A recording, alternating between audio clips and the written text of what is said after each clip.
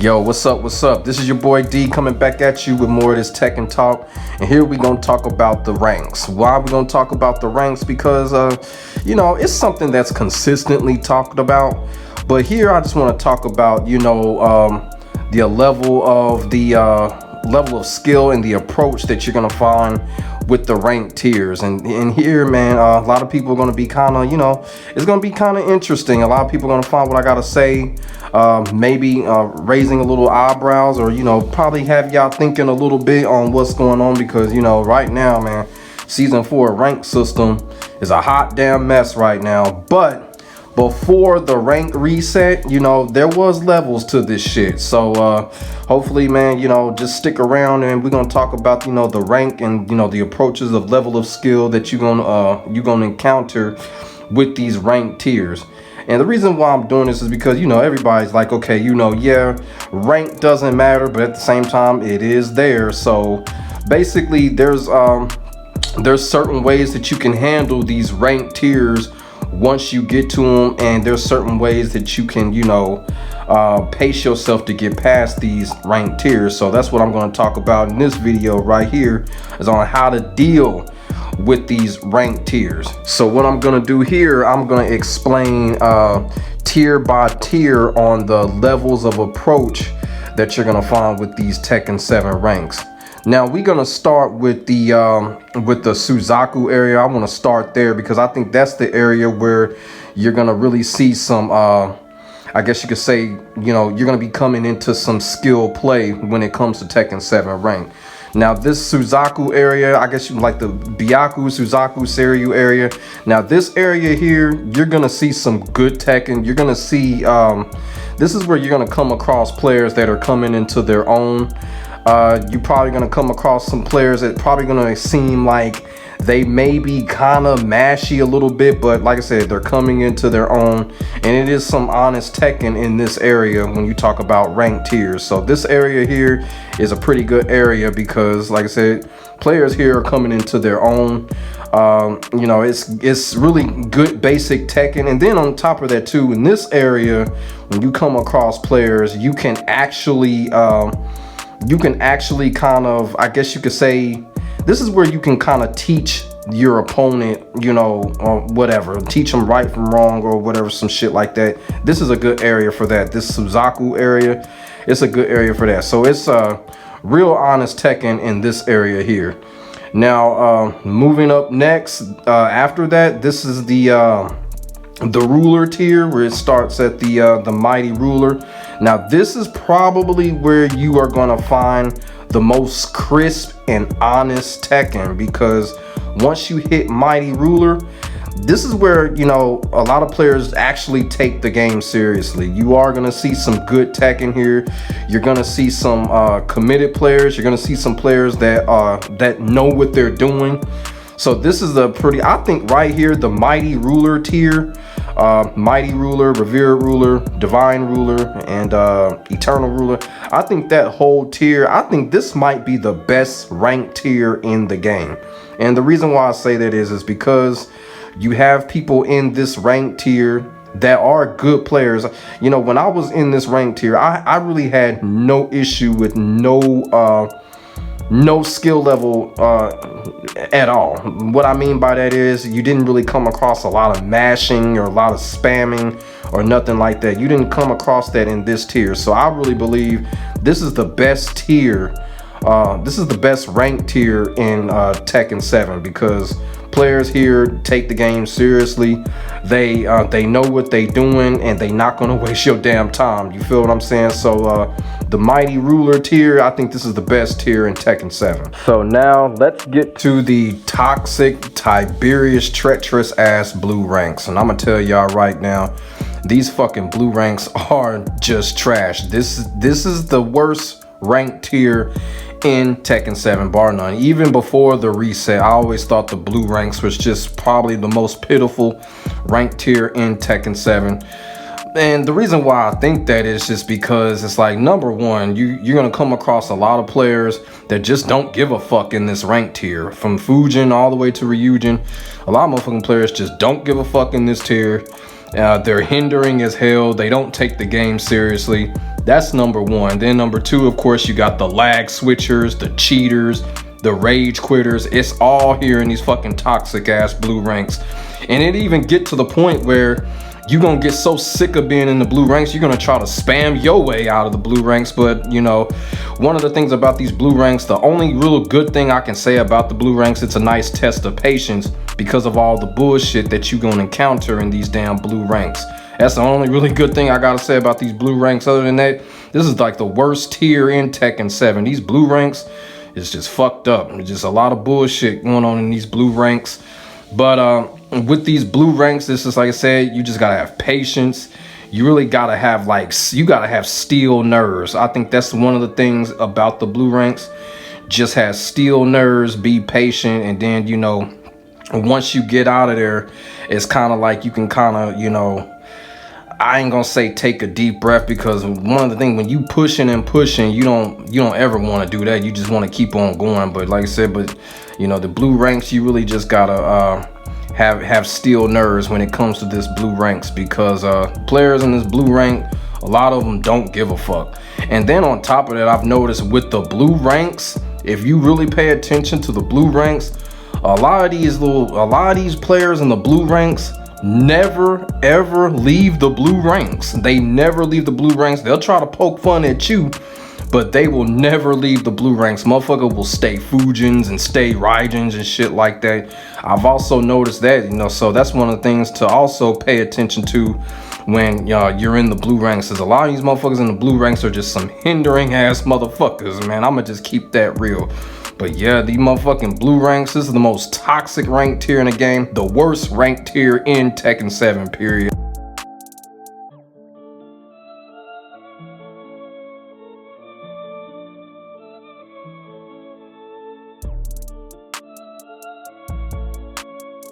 So now I'm going to talk about the Emperor rank. Now the Emperor rank, I want to talk about this by itself, because the Emperor rank I think is a very, very tough rank, because like I said, like, you know, the Emperor rank, once you get to this rank, you just getting out of those poison toxic blue ranks.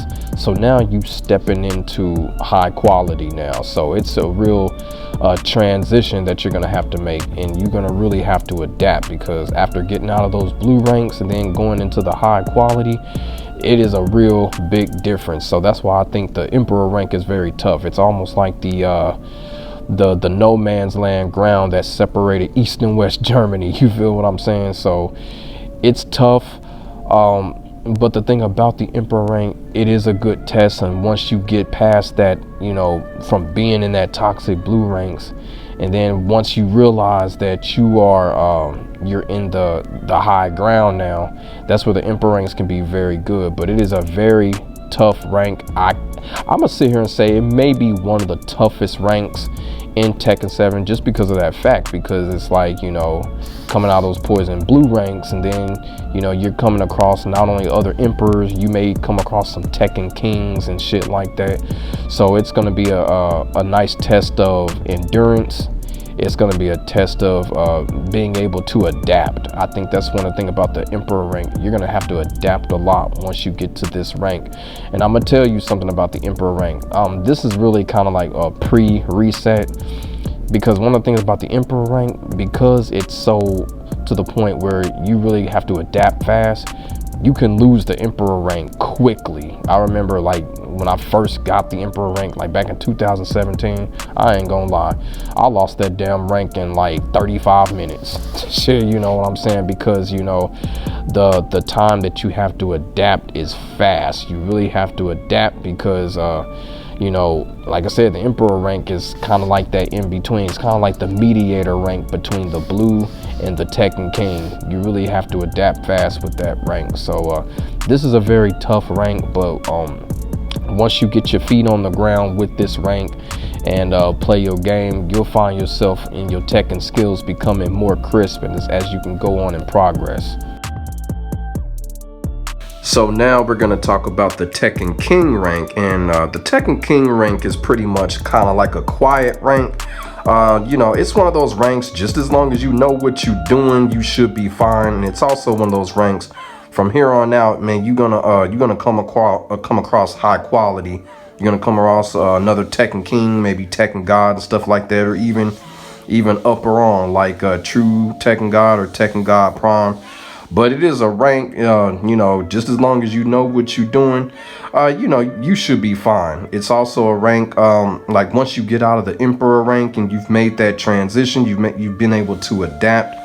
And, you know, just as long as you stick to your craft and what you've learned and what you've made, you should be all right with the Tekken King rank.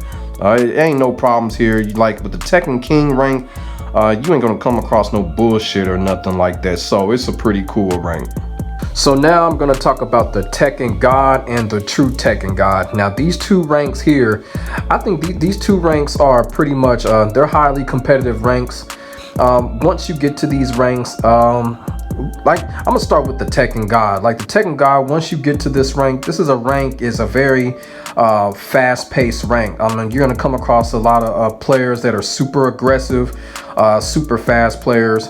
And probably the same with the True Tekken God. Now with the True Tekken God, you're pretty much in Tekken God Prime territory. So with the True Tekken God, more than likely you're going to come across a lot of Tekken God Primes, and then it's going to set you up for a lot of great classic death matches. So I really like the True Tekken God rank. That rank right there, it kind of prepares you for the big stage. And same thing with the Tekken God, but more like with the True Tekken God. When you reach the True Tekken God, that's like the preparation rank. You know, you're gonna run into a lot of Tekken God Primes and expect a lot of death matches as well. And that leads me to the Tekken God Prime. Now here's the thing with the Tekken God Prime. The Tekken God Prime is super competitive. Now a lot of y'all are probably thinking, well, Demetrius, why isn't the Tekken God Prime the most competitive rank? Well, the Tekken God Prime is highly super competitive, but we just got to keep it real. There's a lot of fake Tekken God Prime accounts, you know, the whole save scum shit like that. So it's a lot of fake Tekken God Primes out there. So that's why I kind of put the Tekken God Prime a little bit behind the ruler tier. But the Tekken God Prime is super aggressive. It is super competitive. And once you get to this rank, it's really all about, you know, the death match. You come across another Tekken God Prime, and it's really all about duking it out until somebody loses something. You feel what I'm saying? And it could be that way if you're a Tekken God Prime and you come across a True Tekken God. It can be that way as well. But once you reach that Tekken God Prime, that's what it's all about right there. It's almost like coming across another person that has a territory and you trying to overtake their territory. So the Tekken God Prime, it's fun in that matter because, you know, it's all about the death match. If you coming across a Tekken God Prime that's not willing to death match, either the Tekken God Prime is probably a fake save scum account, or I don't know what's going on. It's some coward shit going on. But the Tekken God Prime, once you reach this rank, that's what it's all about. You come across another one, it's time to go to the end. And then we've got the Tekken God Omega. So I really don't have too much to say about this because it's the new rank. Other than, you know, the Tekken God Omega, it is what it is. And to be quite honest with you, this rank is one of the biggest reasons why Season 4 is such a hot damn mess right now. But right now, Tekken God Omega is what it is. I don't really got too much to say about it. It's just there, I guess. I guess once people hit this rank, I guess that's it. I don't know. But me personally, the rank kind of, I don't know. It's a pretty weird rank right now. But Tekken God Omega, yeah, it is what it is. But yeah. So that's how I feel once you come across these rank tiers. I just feel like when you come across these rank tiers, there's going to be a lot of different approaches. You're going to have good ability to adapt, you know, transition and all of that. So let me know in the comment section what y'all think about the ranks. What do y'all think about the Season 4 rank system with all the straight bullshit that's going on with it? And let me know your thoughts and feelings. Till the next time, this is your boy Demetrius. Thank you for watching. Thank you for listening. Make sure you like, comment, and subscribe to your boy for the non-stop Tekken 7 action and the most non-stop Tekken 7 action on YouTube, period. I will get back at you at the next video. I am out. God bless. Peace.